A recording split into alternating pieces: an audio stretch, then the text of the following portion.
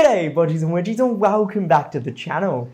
Can you believe it has already been one whole year since the 6-foot paludarium was set up? And right now this tank looks as good as ever. So today I'll take you through all of the fish and plants that call this beautiful system home.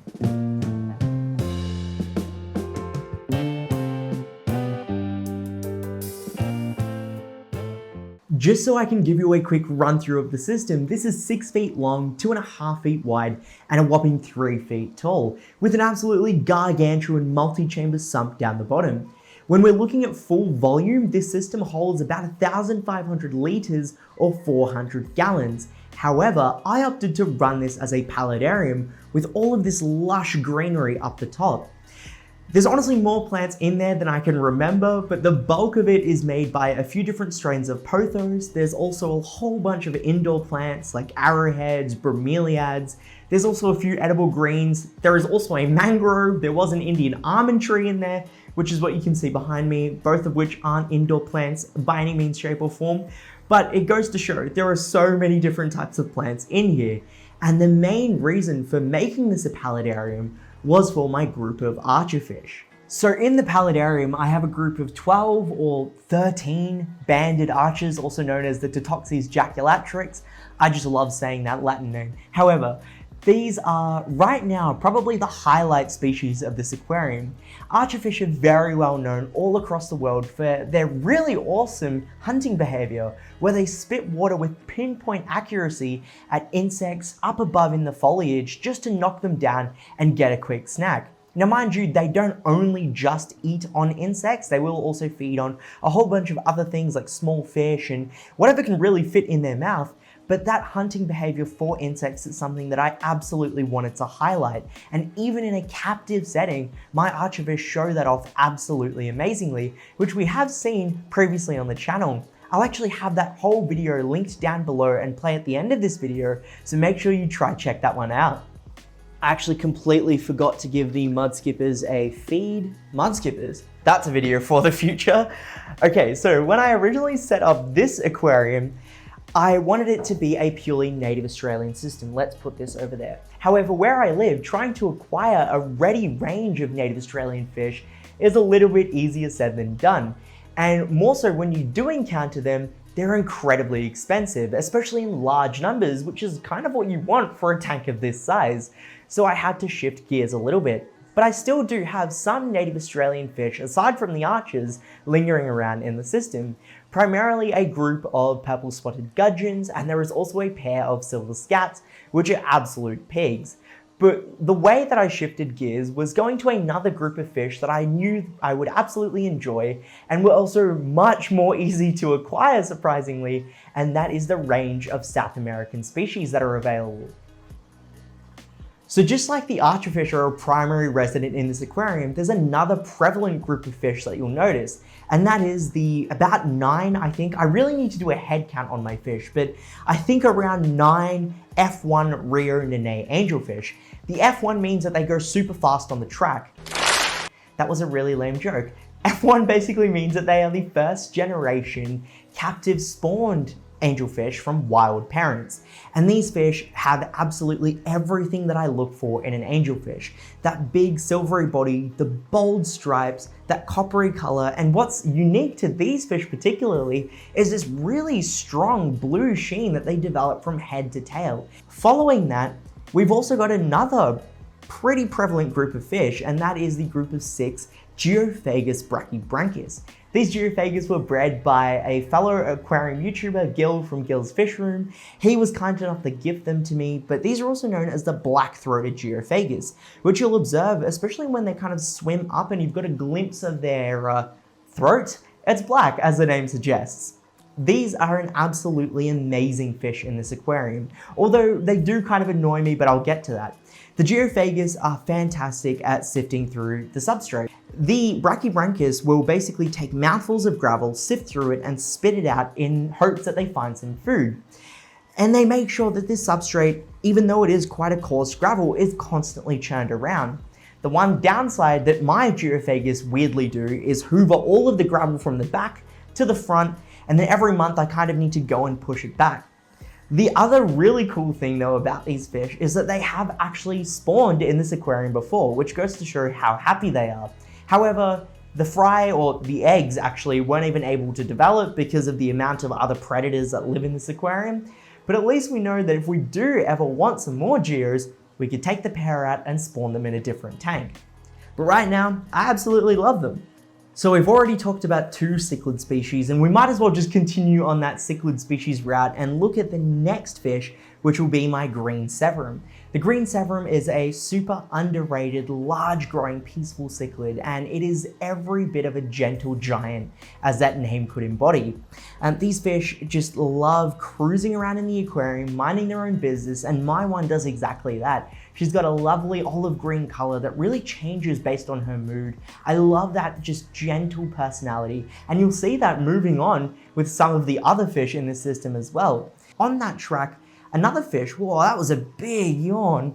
Perfect segue onto my chocolate cichlid. The chocolate cichlid is another gentle giant that will get absolutely gargantuan and have really cool earthy tones of greens and reds and different shades of brown.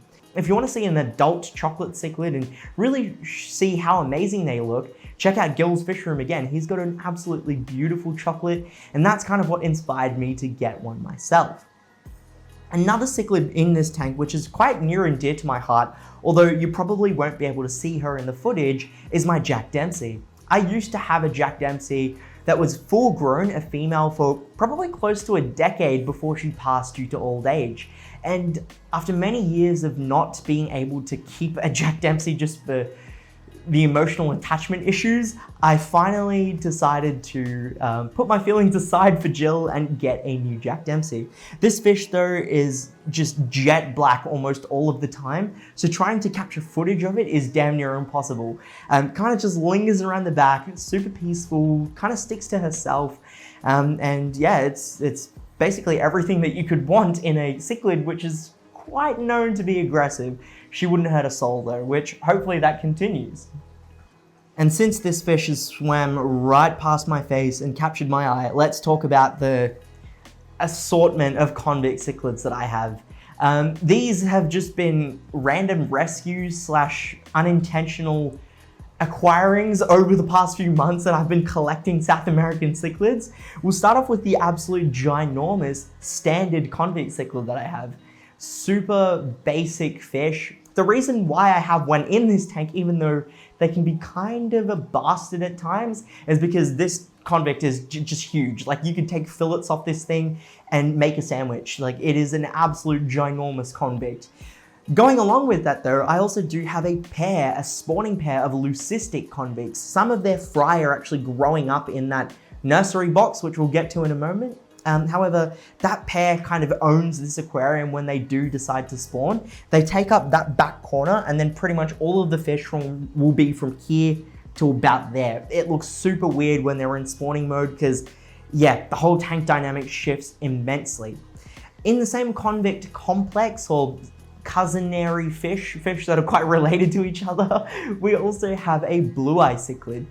So I think that kind of really does encompass a lot of the cichlid species that we have in the tank. But let's talk about some of the non-cichlids, because it's also where a lot of my favorite fish in this aquarium lie.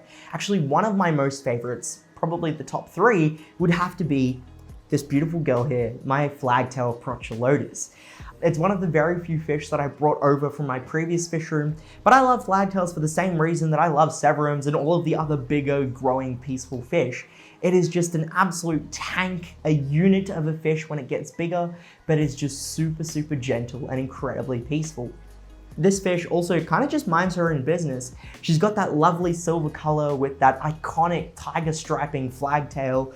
The colors and the body shape is one that always intrigues people when they see her. They're like, oh my God, what is that fish? And you explain, you know, how big it'll get and their nature, and it always fascinates people compared to all of the other fish that I have in the tank. Aside from that, there's a couple of other just complementary fish, or fish that I just decided to get because why not? There's a group of Siamese algae eaters in here, In the cleanup crew section, we've got a pair of bristlenose plecos. There are also a pair of driftwood catfish that live behind the 3D background somehow. They only come out at night. I will try and get some footage of them if I can, but no guarantees. And that really kind of encompasses a lot of the fish that inhabit the primary display section. However, in this nursery, we've probably got the most iconic fish in this entire fish room, my rarest fish in the collection, and that is my trio of Australian lungfish. These fish have finally graduated from their grow-out aquarium, where they were just putting on some size and making sure that, you know, they actually stay alive because they're such weird, finicky, kind of stupid fish. They've now been migrated into this nursery box where there's a couple of just aquatic plants and vegetation that they can hide amongst, and I'm able to power feed them and just get a close eye on them. Plus, this enormous volume of water and this small size really does kind of trick them into putting on a growth spurt, which is exactly what we want, so they can graduate again and enter the main display of the aquarium, and that will really round things out.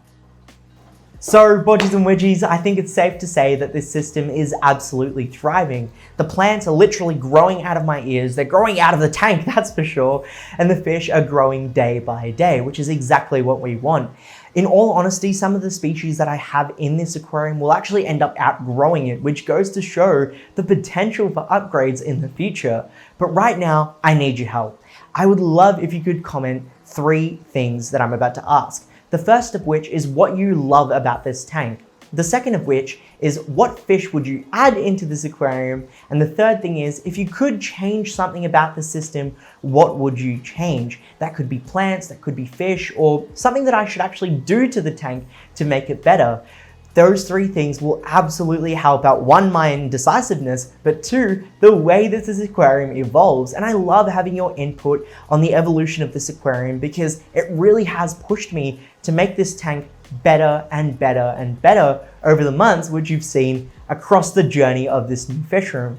But as always, I love you so much. Thank you so much for watching this video.